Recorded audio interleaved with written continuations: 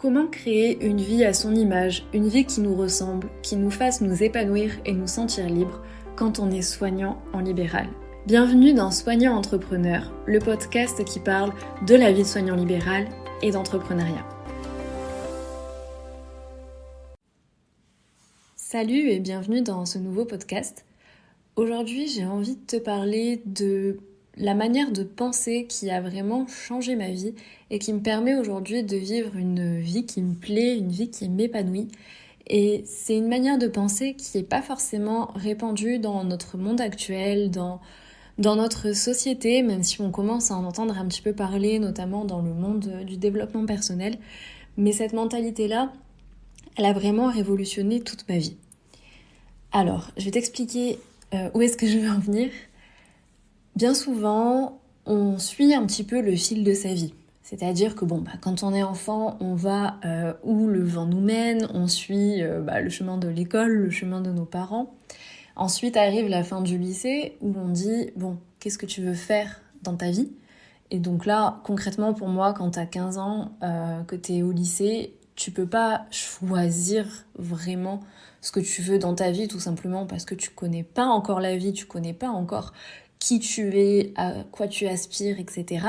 Alors je dis pas du tout qu'il faut pas faire des études, bien au contraire, je pense que apprendre toute sa vie, se former, c'est vraiment fondamental pour évoluer et pour se construire en tant qu'humain. Mais pour moi, quand t'as 15 ans, choisir un métier, c'est hyper compliqué. Pour la petite anecdote, comment moi j'ai choisi le métier d'orthophoniste?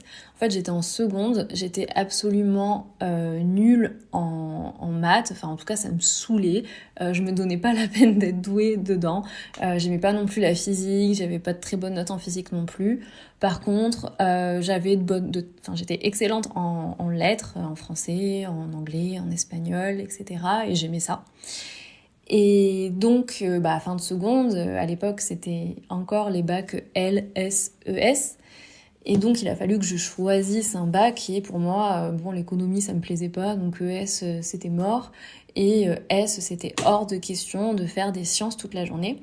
Donc, je voulais aller en filière littéraire. Je voulais faire un bac L. Et à ce moment-là, mon père m'a dit « Ok, mais c'est hors de question que tu passes ton bac » pour ensuite aller en fac de lettres sans avoir d'idée derrière, pour faire une formation dans laquelle tu n'auras pas forcément de débouchés.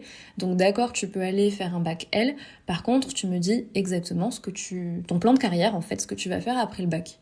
J'avais 15 ans. Et peut-être même pas encore à l'époque d'ailleurs, parce que j'ai sauté une classe, du coup j'ai eu 14 ans toute ma seconde, j'ai eu 15 ans à la fin de ma seconde. Donc j'étais vraiment jeune.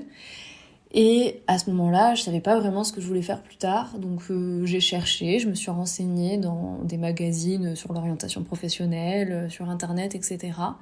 Et j'ai découvert l'orthophonie. J'ai dit tiens, en orthophonie, on travaille pas mal autour du langage, de la communication. Ça nécessite un petit peu de connaissances en bio, donc j'étais pas bonne en maths et en physique et j'aimais pas ça, mais j'aimais bien la bio, la SVT. Je dis orthophoniste, ça a l'air sympa, il y a un petit côté un petit peu médical tout en combinant le langage, donc ce que j'aime. Allez, let's go. Et donc j'ai fait mon lycée comme ça et je me suis pas vraiment posé de questions ensuite après le bac, au moment de m'inscrire en prépa. Je sais pas s'il y a des orthophonistes ici qui écoutent ce podcast. Maintenant, il y a plus de concours pour rentrer en école d'ortho, mais il y en avait un encore à l'époque. Ça fait pas très longtemps qu'il y en a plus.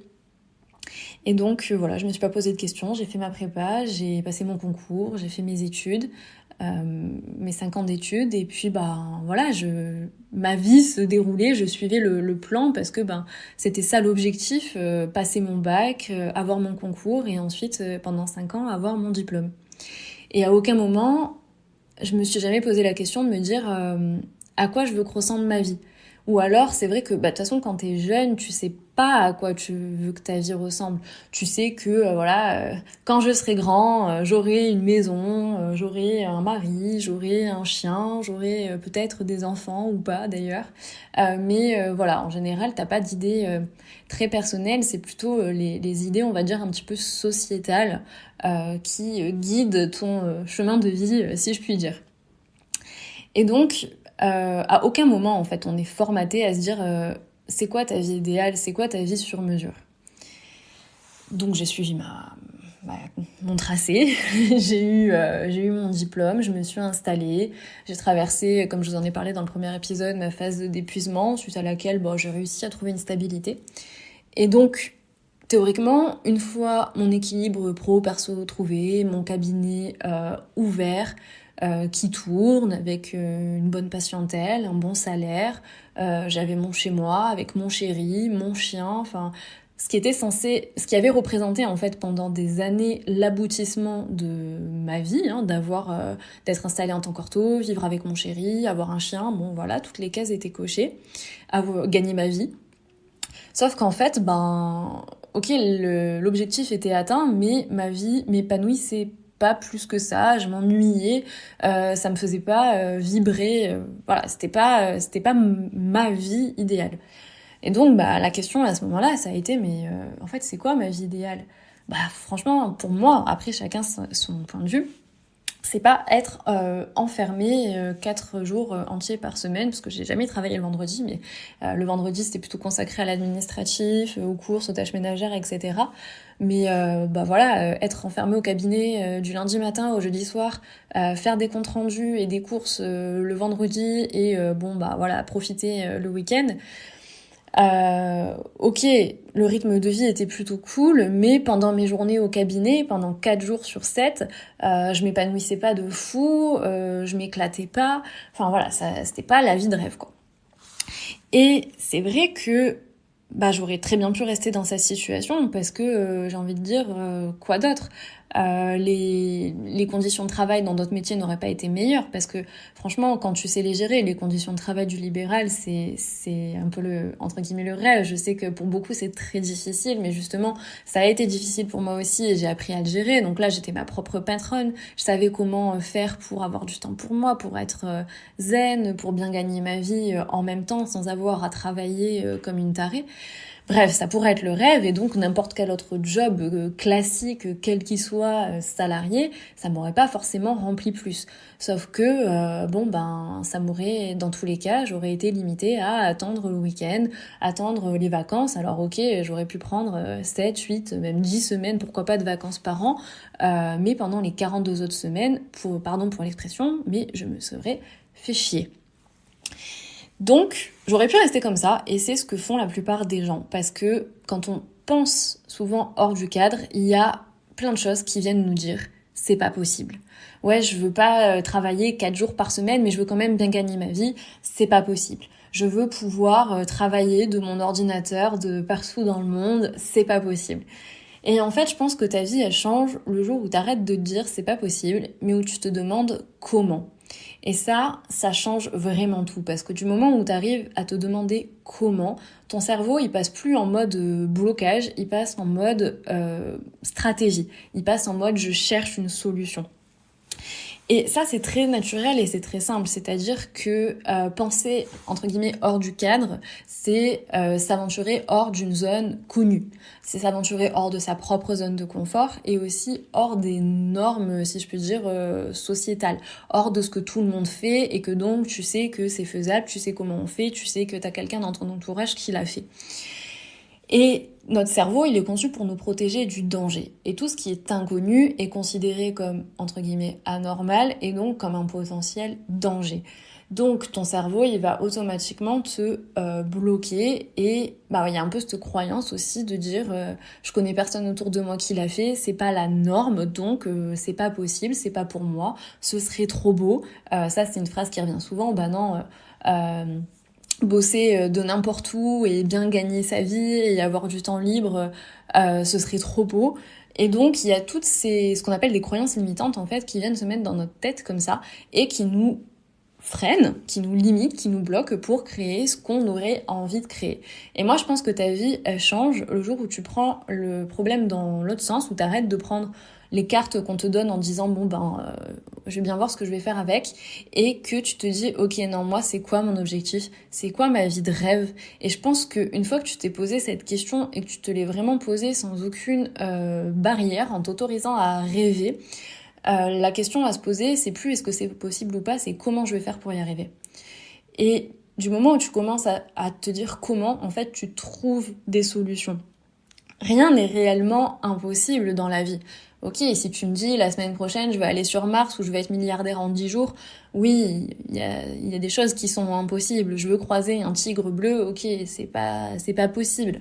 Mais dans les choses plus raisonnables, tout est possible.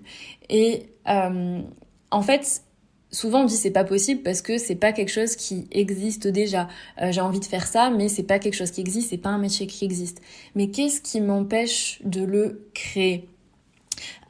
Si je veux créer ça, mais que je pense que ça va me prendre trop de temps dans ma semaine, ou que ça va pas, ou que ça va être rentable, pas être rentable, pardon. La plupart des personnes vont s'arrêter et dire ah bah non ça va me prendre trop de temps ou ça va pas être rentable, du coup je vais pas le faire. Non, la question à se poser c'est ok, comment je fais pour faire ça, pour atteindre cet objectif-là, pour nourrir cette activité que j'ai envie de faire, sans que ça me prenne 60 heures par semaine. Comment je peux faire cette activité-là et qu'elle soit rentable pour moi, quelle stratégie je peux mettre en place.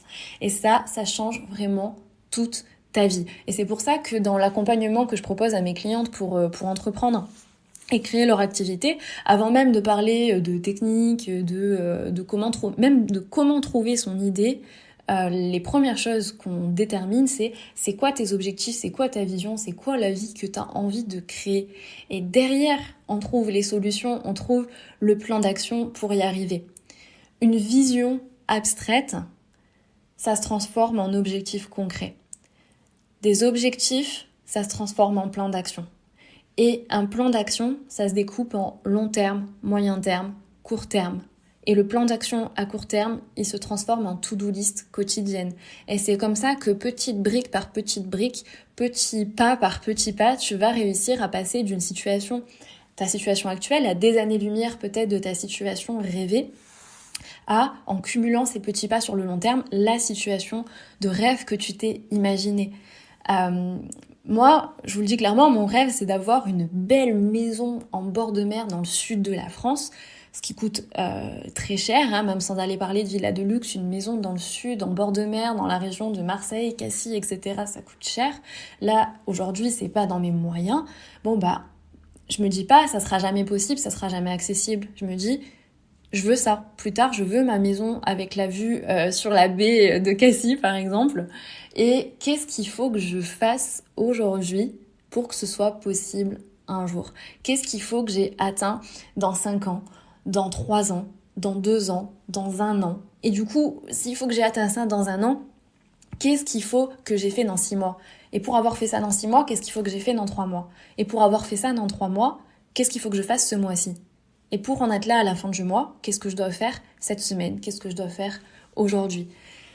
En passant de c'est impossible à comment vraiment vous révolutionnez votre vie. Et là, je vous parle d'objectifs, de gros objectifs de vie, je vous parle d'entrepreneuriat, mais c'est possible pour tout. Il y a tellement de choses, je suis sûre, dans ta vie de tous les jours où tu subis, où tu dis bah c'est comme ça et de toute façon j'ai pas le choix, ou de toute façon c'est pas possible de faire autrement. Non. Il y a cette phrase un peu bateau qui dit il n'y a pas de problème, il n'y a que des solutions. Bah, je suis d'accord avec ça en fait. Face à une situation, tout est une question de choix. Est-ce que tu choisis de rester dans cette situation ? Et à ce moment-là, il faut être ok avec ce choix et c'est pas un mauvais choix. Si cette situation qui ne te convient pas, au final, quand tu pèses le pour et le contre et quand tu réfléchis à ce que tu devrais faire pour en sortir, bah, au final, tu préfères y rester. Ok, bah, tu finis par l'accepter et tu finis par te dire comment je vais faire pour mieux vivre cette situation, qu'elle me soit moins pénible, la rendre plus douce au quotidien.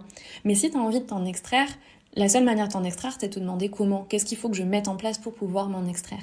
Et je suis sûre qu'il y a plein de choses comme ça dans ton quotidien où tu te dis c'est comme ça, j'ai pas le choix, je peux pas faire autrement. Essaye juste une fois de te demander, ok, c'est quoi la solution ? Comment je peux faire autrement ?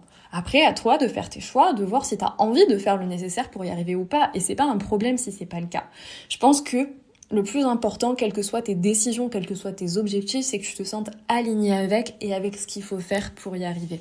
Et si c'est pas le cas, c'est très bien. Il faut juste se demander comment, encore une fois, je peux vivre la vie la plus sereine, la plus apaisante et aussi la plus épanouissante pour moi, selon mes critères à moi, mes critères de réussite à moi. Parce que ma réussite à moi n'est pas la réussite du voisin.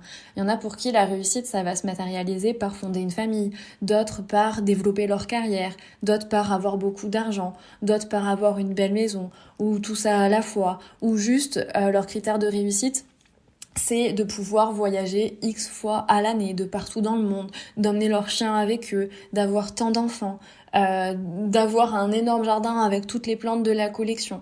En fait, chacun ses objectifs, chacun ses critères de réussite. À toi de déterminer les tiens et de te dire comment je vais faire pour les atteindre. J'espère que ce podcast t'a plu et que surtout ça t'a apporté un nouvel angle de vie, une nouvelle perspective sur ta propre vie et sur tes objectifs, sur ce que t'as envie d'accomplir, ce que t'as envie de faire pour t'épanouir. Si c'est le cas, je t'invite à noter le podcast avec 5 étoiles et pourquoi pas me laisser un petit commentaire et aussi à le partager à tes amis avec qui tu aurais envie de partager cette énergie-là, cette vision-là et ces perspectives. Et moi je te dis à très très vite pour un nouvel épisode.